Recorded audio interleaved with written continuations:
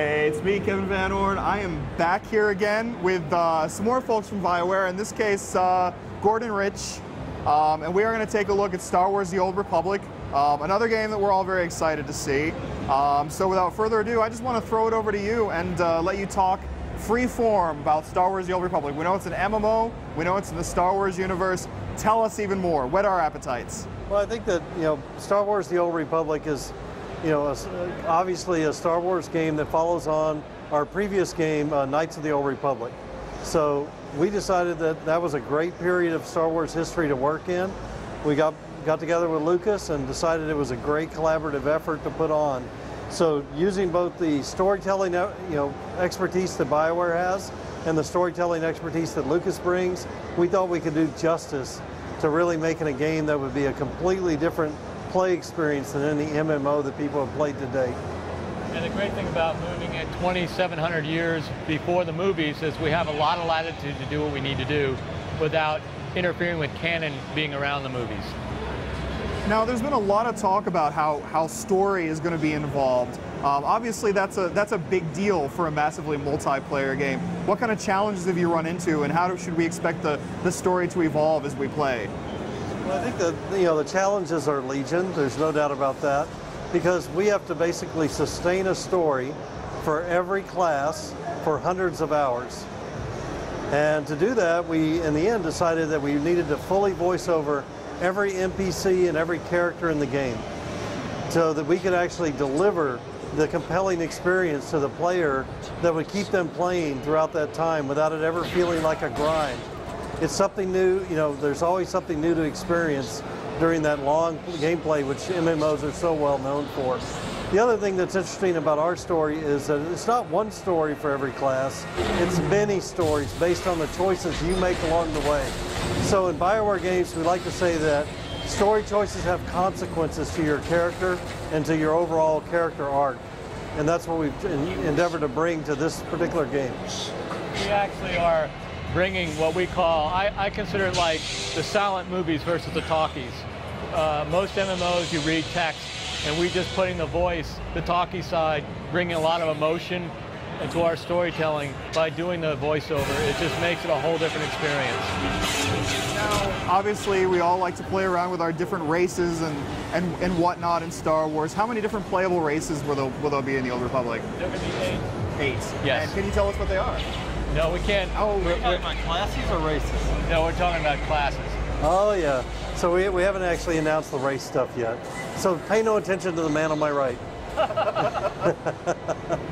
Well, at least can you tell us about some of the locations? I mean, surely there's some iconic locations that we're going to get to. We've only announced a couple, 3 of the planets.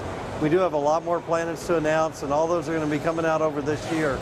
So what I will say is that you're going to see some very familiar Star Wars planets, and you're going to see some planets you've never seen before in a Star Wars game. Like at the show, we showed Hutta, which is a planet that's never been fully realized in a Star Wars game before.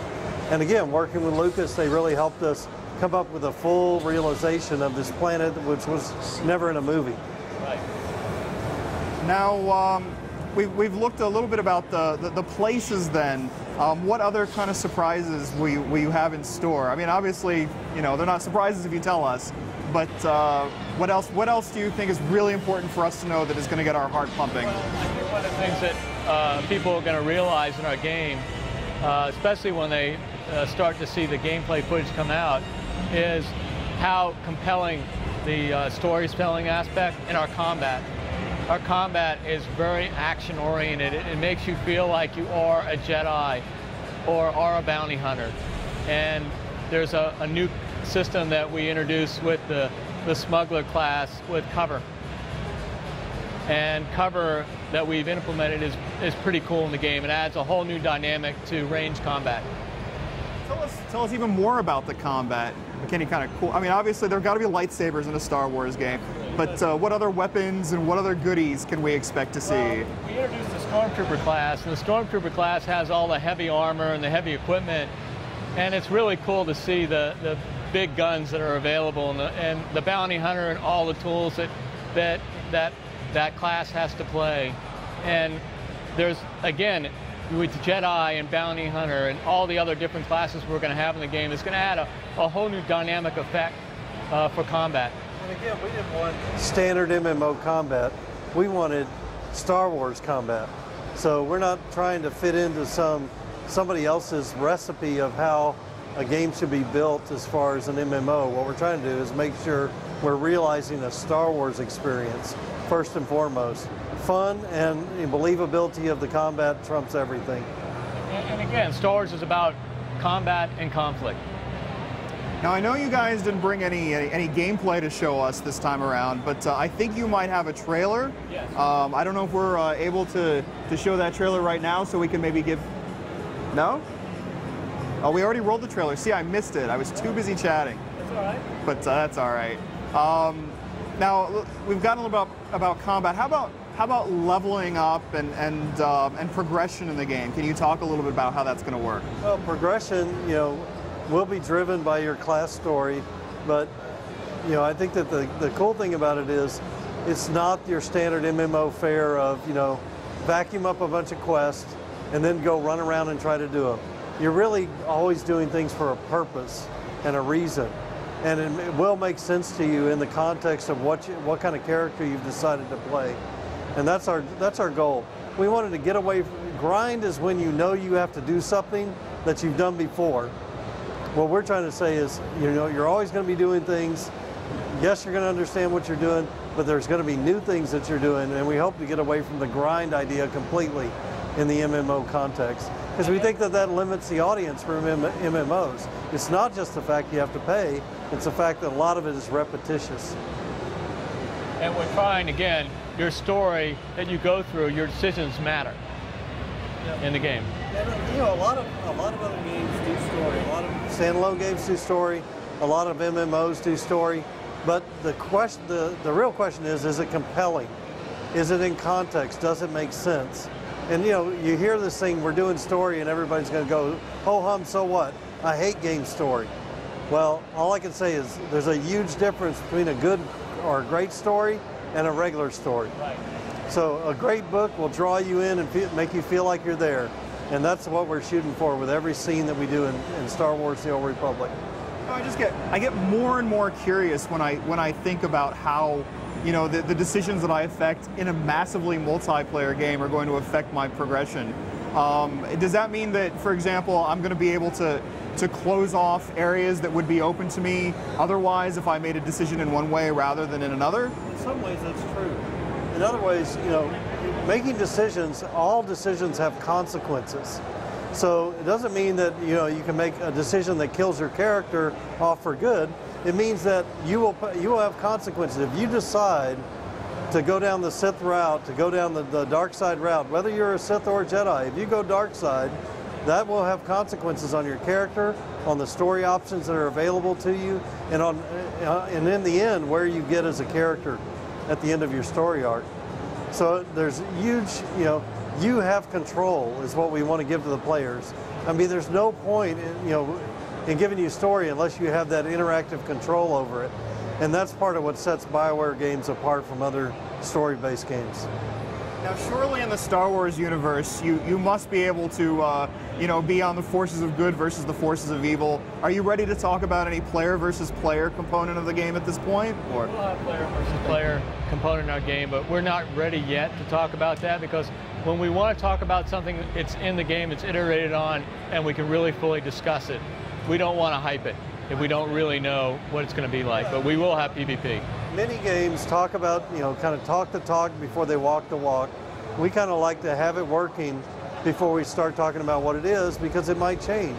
BioWare games undergo a huge amount of iteration before the public ever gets to see them. And we want to make sure that we bring our best to the public, not, throw out one of our good ideas and then find out it was a bad idea later. Now, what's the time period of the game, and will we be running into any familiar faces by chance? No, the time period is 2,700 years before the movies, right? And it's 300 years after the original KOTOR. So you won't be running into... Well, you might see a few cameos of characters that could be around at that particular time. Yep. We are in that universe. We are, obviously we are very intimate with that universe. We are being true to the canon, and of course we're expanding the canon at the same time. Does it make it a little bit easier to start with a kind of a blank slate like that? You betcha. Oh yeah, absolutely. We don't have all the constraints of the canon around the movies. No, but the nice thing about this, so when you do an MMO, you need a lot more degrees of freedom to really bring a great experience to the players. You know, if it's really on the rails, then there's no discovery, it's not that interesting. And we really want to not only be familiar to the players, we want to give them stuff that they've never seen and that can really kind of, you know, excite them, re-excite them about the Star Wars franchise. Now, are there any elements of KOTOR that perhaps have crossed over in any way at all? Oh yeah. Oh yeah, there are lots of elements and settings of KOTOR that are in our game. Absolutely. There'll be cameo appearances of famous characters as well, so. See, now you have me excited. Yep. That's not fair. What else should we expect to see? We've talked about combat, we've talked about progression, but surely you've got something else that you want to talk about to get us even more excited than we already are. I think that what you can count on is you'll see, if you're an MMO player, you'll see all the key elements of an MMO. If you're an RPG player, you're going to see all the elements you would expect from a BioWare RPG. So we're not, and if you're a Star Wars player, we're not going to miss anything that a Star Wars game should have. Right. So the key is we're trying to give it all. We don't want to shortchange the experience for anyone.